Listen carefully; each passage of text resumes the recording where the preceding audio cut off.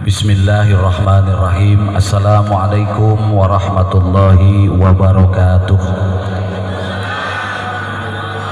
Alhamdulillah wa syukru ala ni'amillah, la hawla wa la quwata illa billah.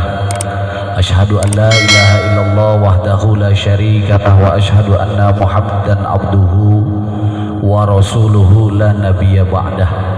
Allahumma fasalli wa sallim wa barik ala sayyidina Muhammadin wa ala alihi wa ashabihi wa man tabi'ahum bi ihsanin ila yaumiddin, amma ba'du.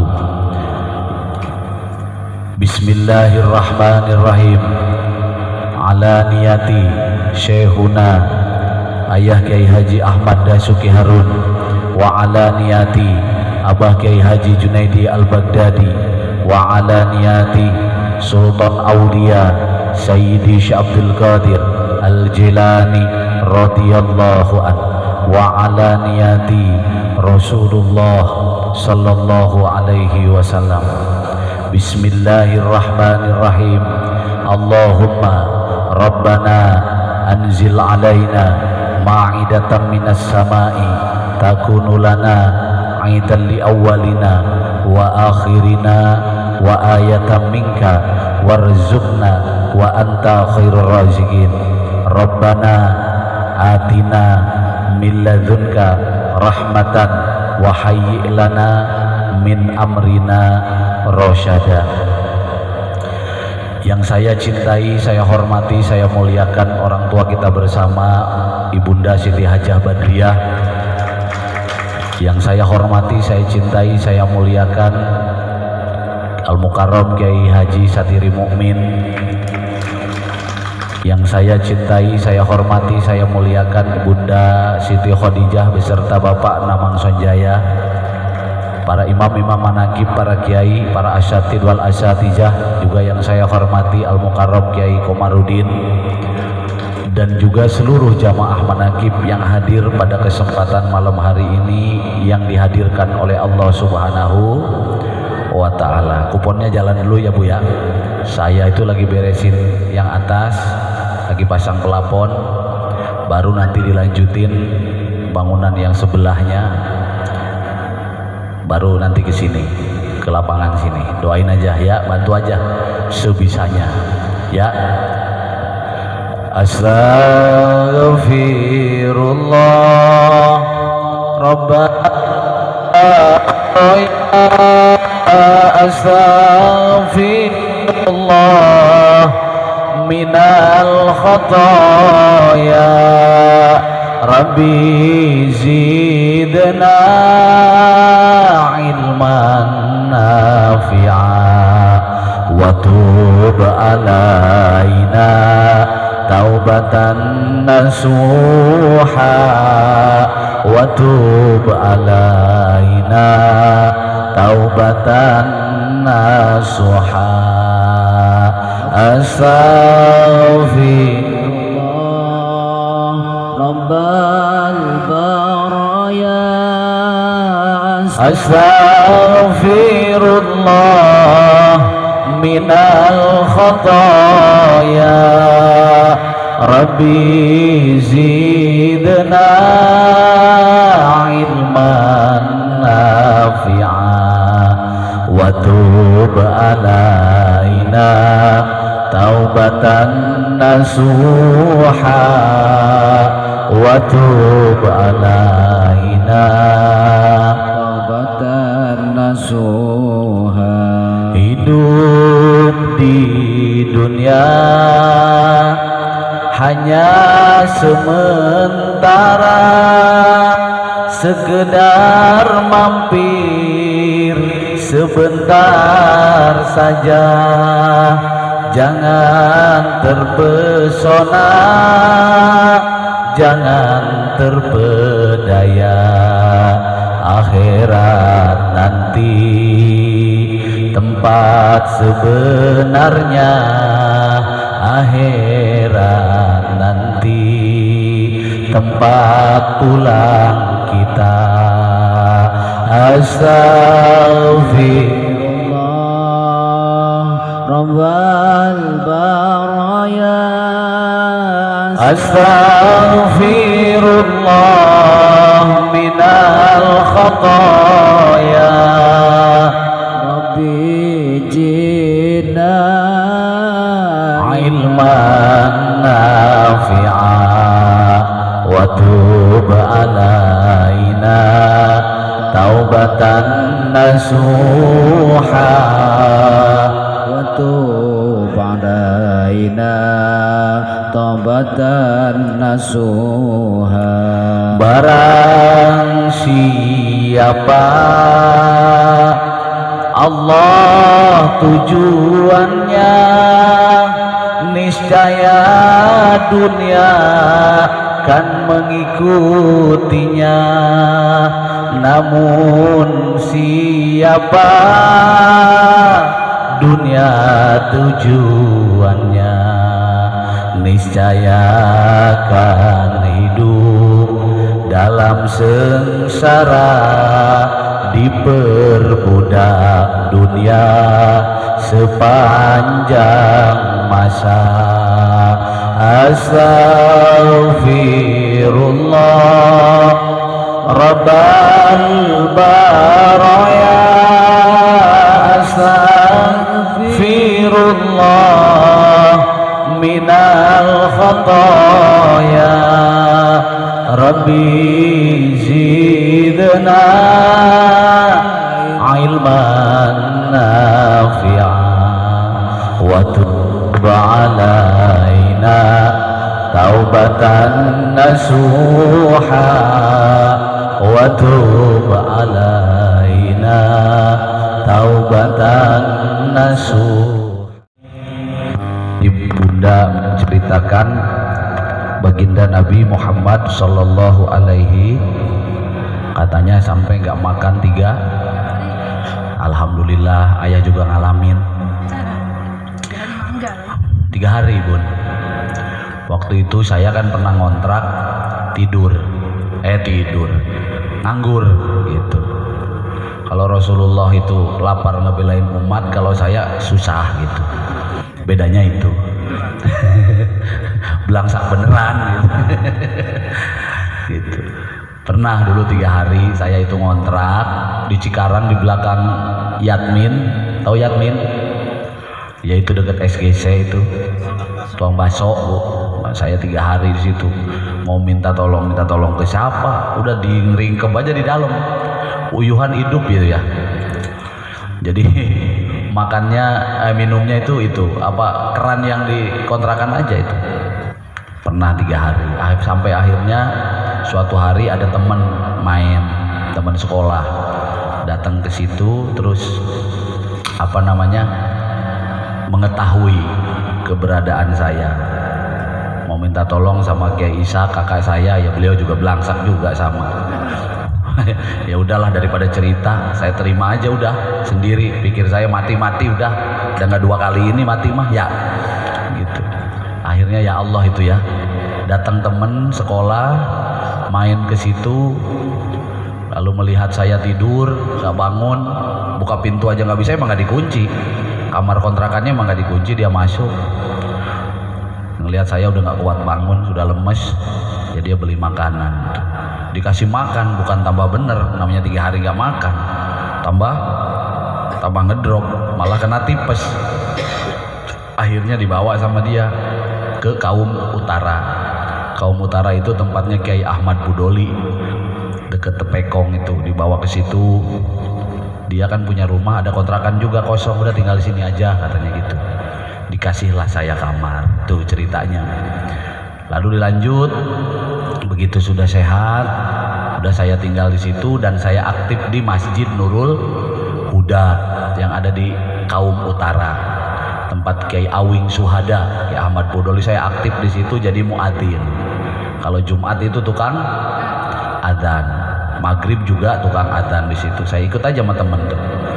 Suatu hari Kiai Awing Suhada itu negur, kata Kiai Awing, ente rumahnya di mana? Di Tasik Kiai. Kok bisa di Cikarang? Dulu kan saya mondok di Alislah, saya bilang gitu. Oh gitu, ya sudah katanya sekalian aja ajarin anak-anak. Kebetulan saya punya musola musolahnya itu udah lama nggak dipakai. Jadi kiai itu waktu saya ke situ dulu muridnya paling banyak itu. Banyak kiai-kiai hebat yang lahir dari Anwarul Falah. Termasuk di Rawa Sentul tuh Kiai Imam tuh ya. Tuh beliau itu dulu mondoknya di sana.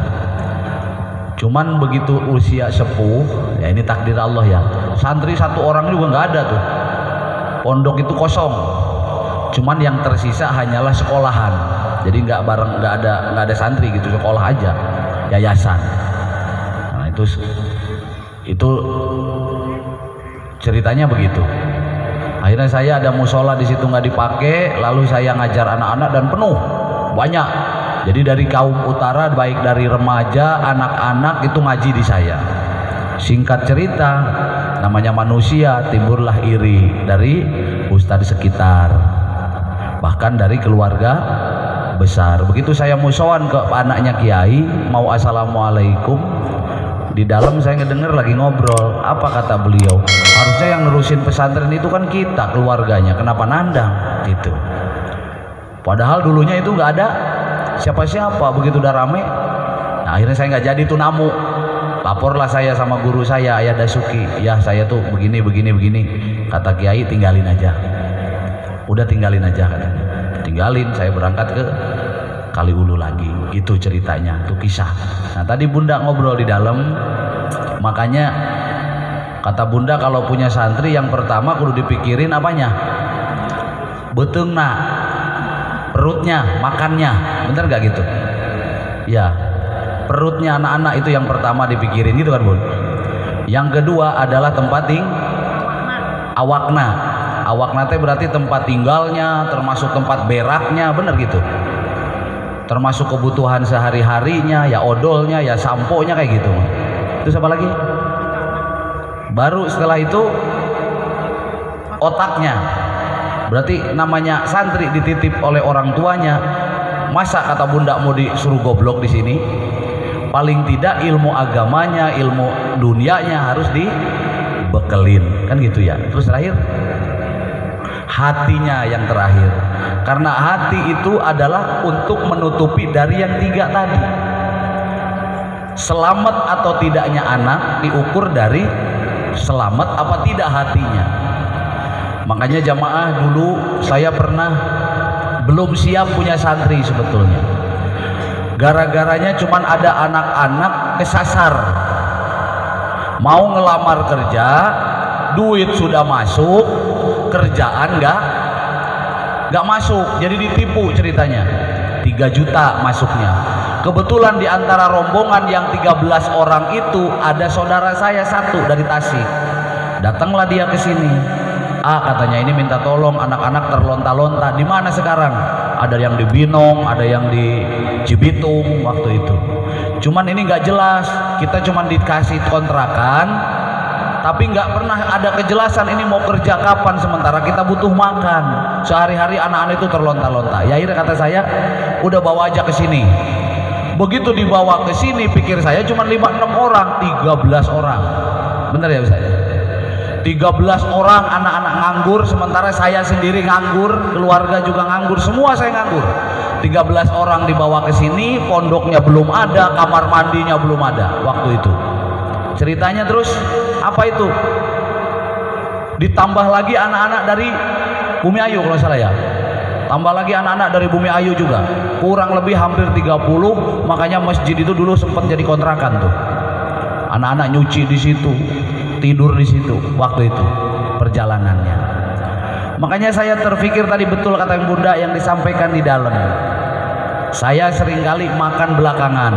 Saya lebih mendahulukan anak-anak, dan setiap hari saya nggak pernah ribut urusan saya makan pribadi, demi Allah, bukan pamer. Tanya aja sama istri, saya nggak pernah minta dilayanin ini layanin itu, nggak pernah, karena yang ada di pikiran saya anak-anak sudah makan apa belum. Itu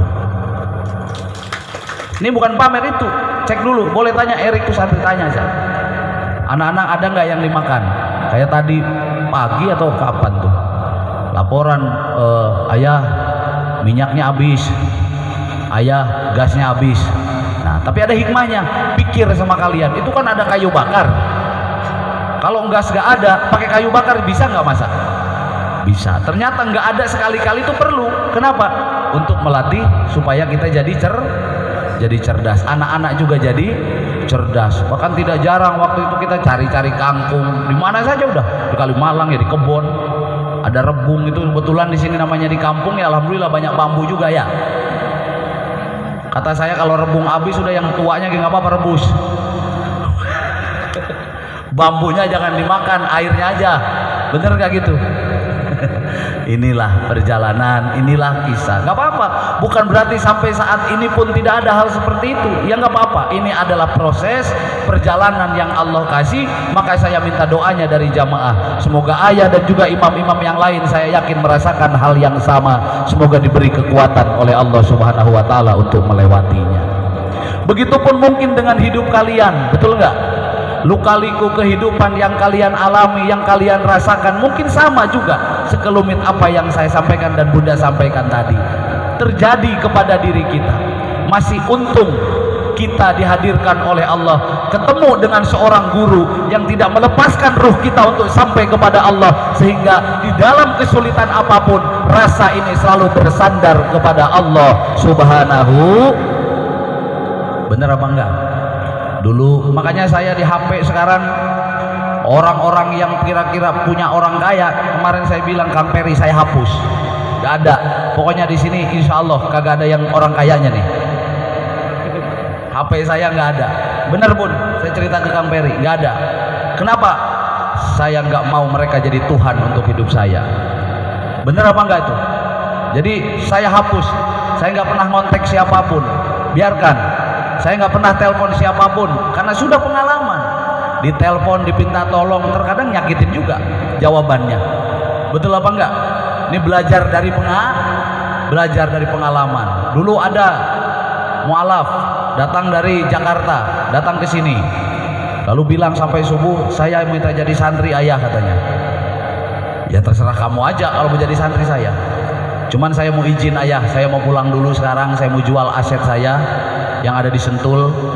Anak-anak ada berapa orang di sini ayah? Didata semua sama dia. Nanti insya Allah anak-anak santri kebagian saling 100 juta. Saya akan modalin usaha, katanya gitu. Wah, ini keren ini. Keren kan ya. Kalau santrinya 100 juta, saya pikir kiainya berapa duit ini. Nah. Betul nggak gitu?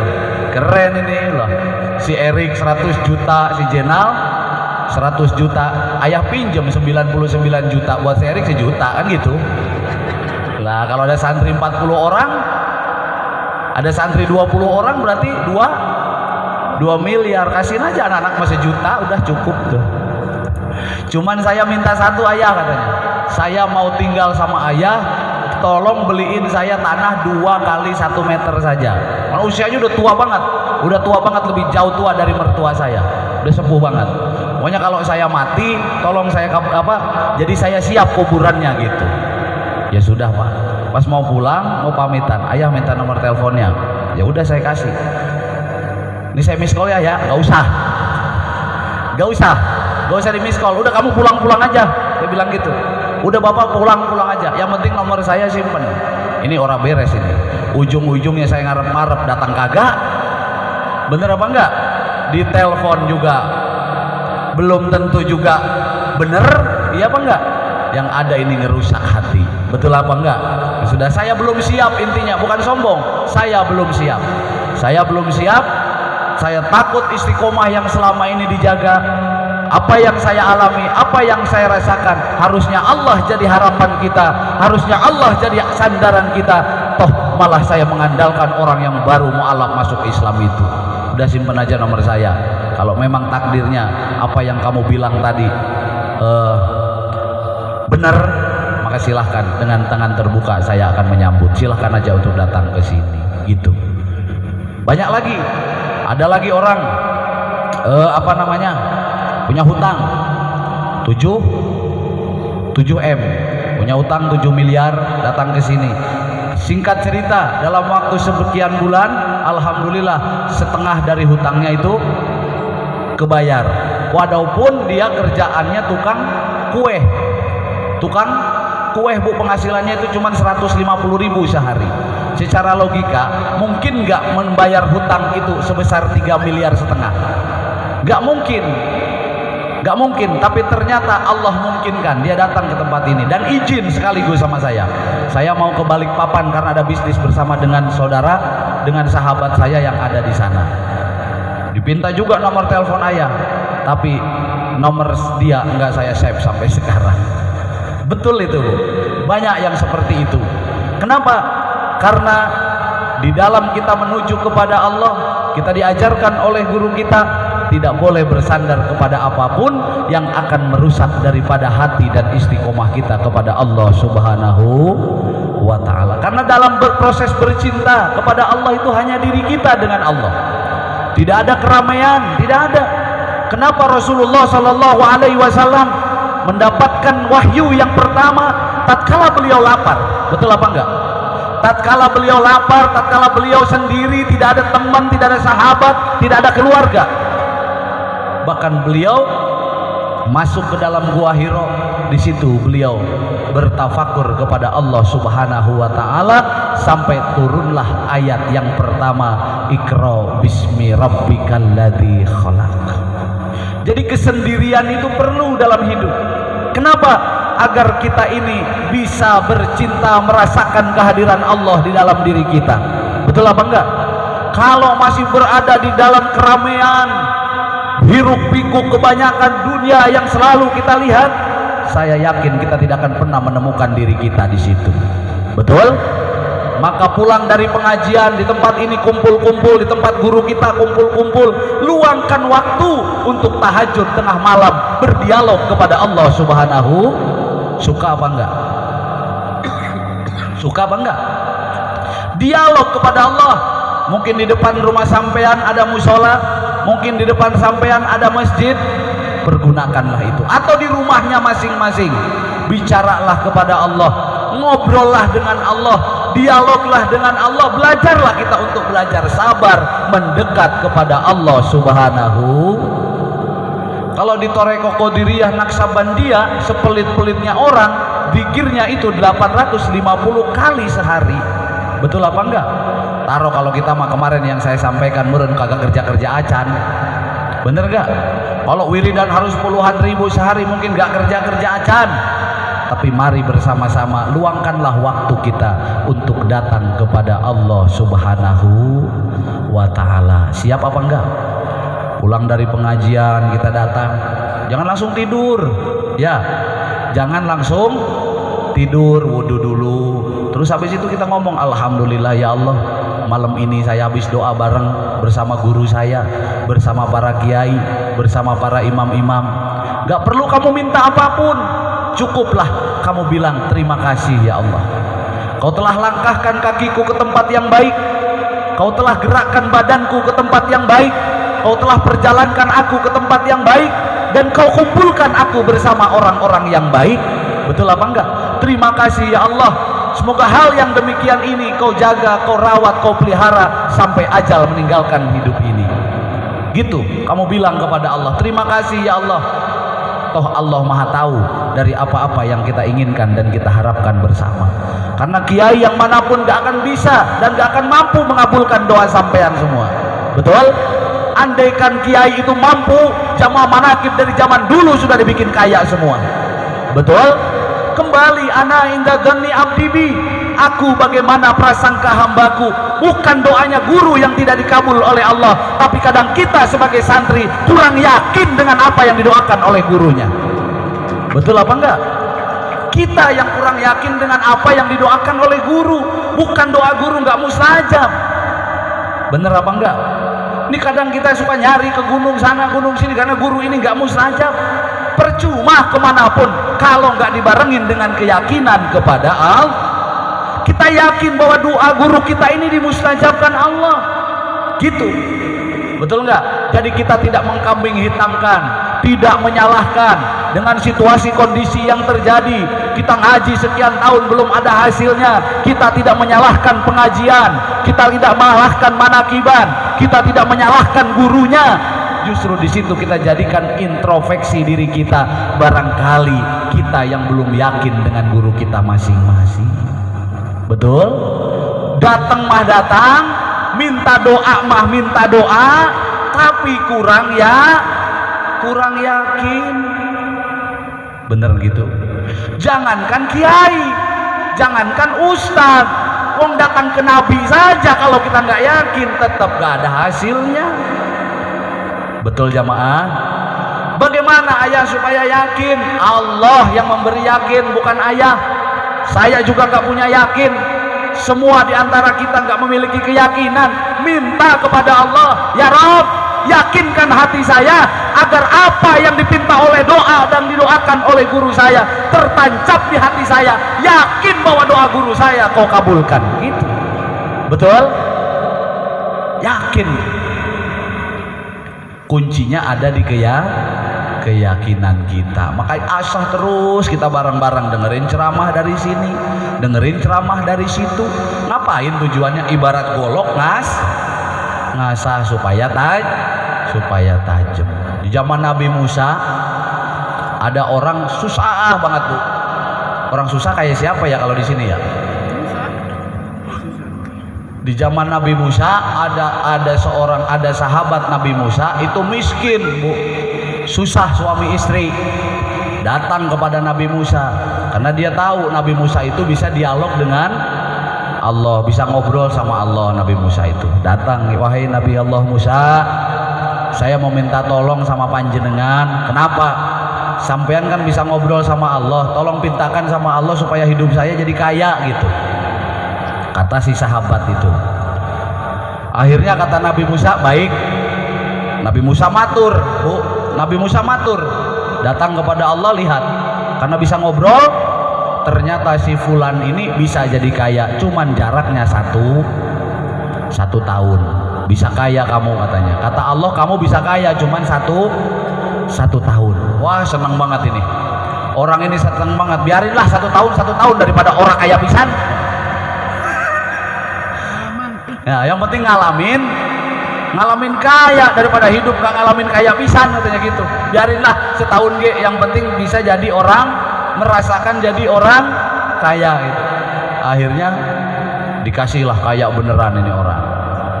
Begitu kaya dia lupa dengan ucapan Nabi Musa kalau dia jadi orang kaya itu 1 tahun. Dia asik saja sedekah tuh.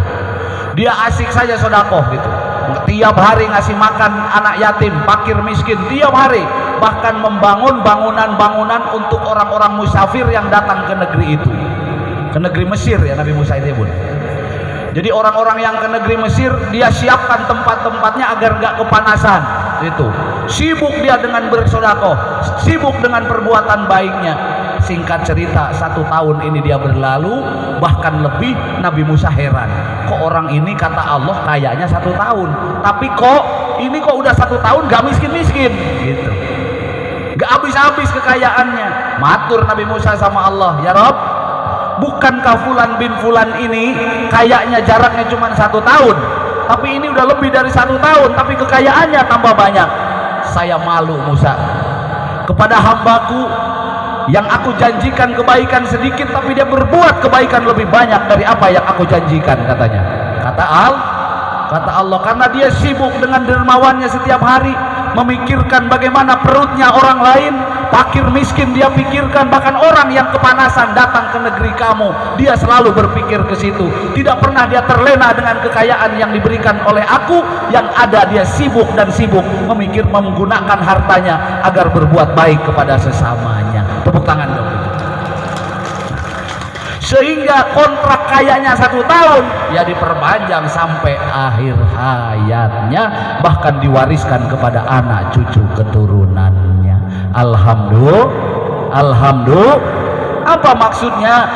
Engkau tak perlulah kamu ribut mempersoalkan apa yang telah kau miliki saat ini, maka belajar lewat zikir manakib. Kita lakukan yang terbaik dalam hidup ini. Apa yang Allah kasih kita dermakan, kita berikan kepada sesama. Siapa yang perlu kita bantu, siapa yang perlu kita tolong, pikirkanlah orang-orang yang ada di sekeliling kita minimal terlebih dahulu.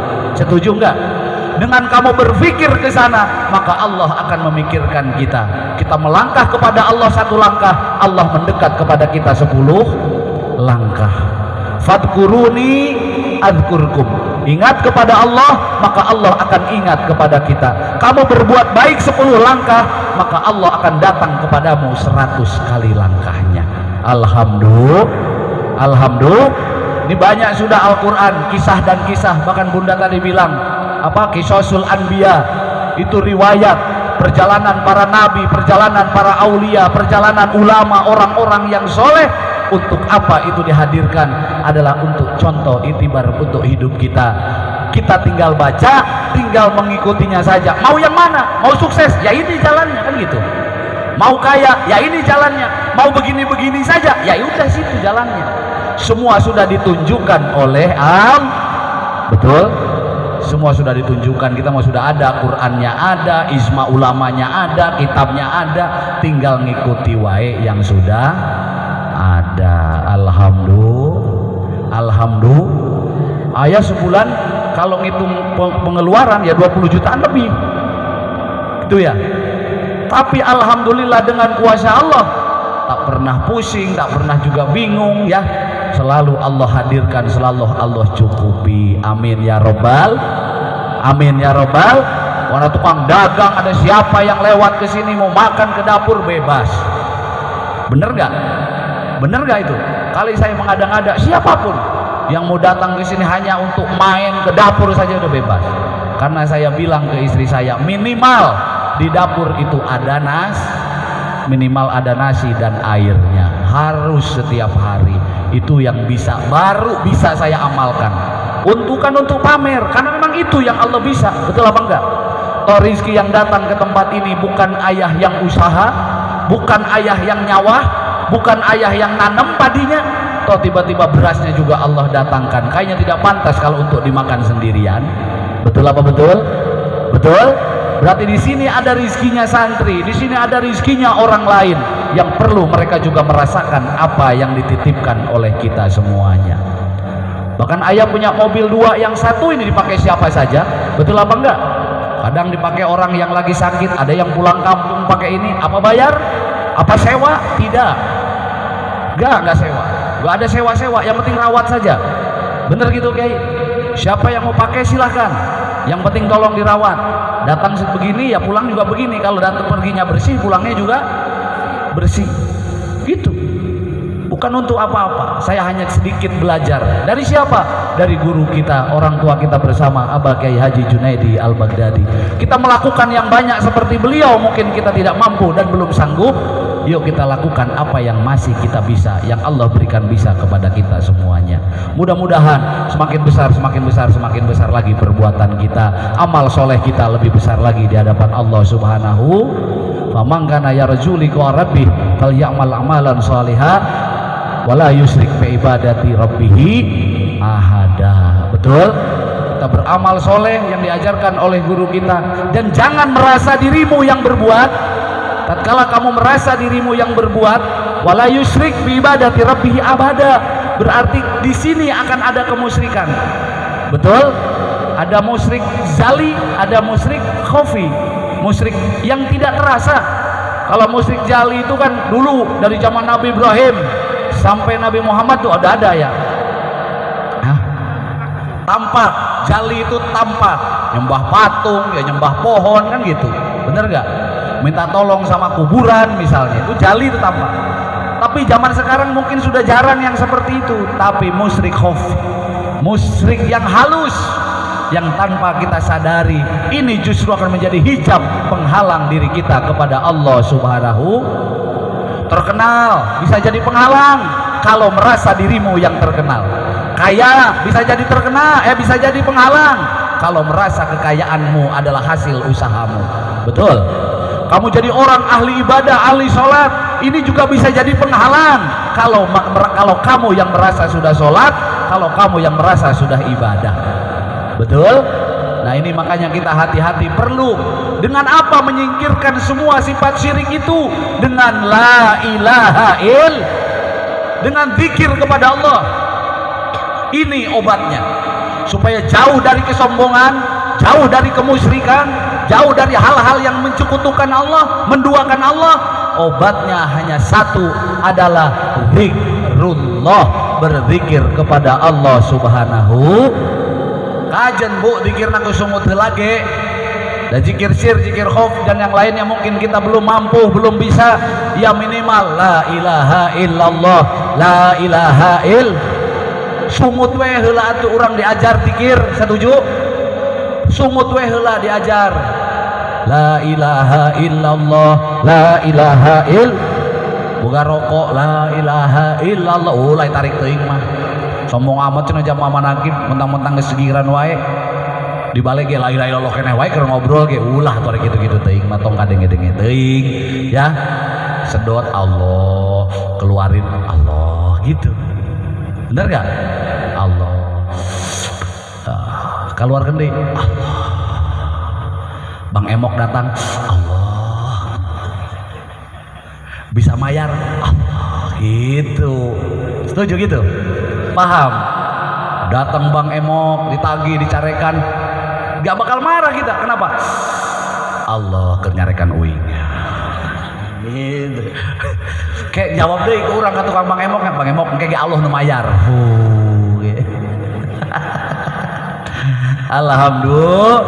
Alhamdulillah seneng ya. Nah mudah-mudahan kehadiran jamaah di tengah hujan yang seperti ini dari siang, udah 4 kali saya perhatikan setiap Kliwon dari mulai pindah malam Senin selalu dikasih hujan, bener gak? Padahal paginya panas, biarin, gak usah mundur, terus aja, betul gak? Siapa apa enggak? Biarin aja, hujannya hujan udah biarin. Kalau masih ada yang datang ngaji, tetap kita teruskan istiqomah. Kalau nggak ada ya pindah dalam aja nggak apa-apa. Setuju jamaah? Kalau udah nggak ada ya sudah, mau ngapain lagi, lu mau coplak sorangan uing dia. Amin ya rabbal alamin. Mudah-mudahan apa yang Bunda sampaikan, apa yang Kiai Komarudin sampaikan dan imam-imam yang lain sampaikan ada manfaat untuk saya, untuk kita semua, ada berkah untuk kita semuanya, dan semoga menjadi obat bagi hidup kita sehingga kita menjadi orang yang lebih baik untuk ke depan di tahun 2021 ini, dan semoga menjadi orang-orang yang bahagia, selamat di dunia, selamat di akhiratnya. Amin ya rabbal al-fatihah. Terima kasih ya jamaah ya. Udah makan semua belum? Makan lagi aja kalau masih ada mah ya. Kalau jangan sampai nyisa, yang penting baskomnya jangan dibawa. Terima kasih. Ihdinas siratal mustaqim.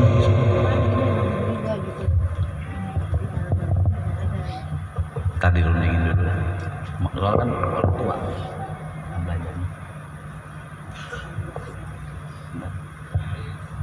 Ya mudah-mudahan nanti ada jual air gini juga nih ya Bu ya. Nanti air yang kemasan gini juga insya Allah ya nantinya ya. Ya doain aja lah usaha Bunda ini, sebenarnya bareng-bareng sama Bunda Ijah itu. Mudah-mudahan ini jalan juga. Ayah udah lama pengen jualan air itu. Buat yang di Jawa, buat yang di Bogor gitu loh Bu. Kan jamaah kita juga banyak di sana. Mudah-mudahan ini jadi pintu. Cuman mesinnya mahal, 45 juta. Hah? 48 juta. Kecil. Amin. Oh, kalau kata jamaah kecil Bunda. Sweet, kalah gua lebay ini mah dah. Aduh, makasih. Awas besok gak dianterin. Siapa yang ngomong kecil nih? Terima kasih. Ihdinas siratal mustaqim. Assalamualaikum warahmatullahi wabarakatuh.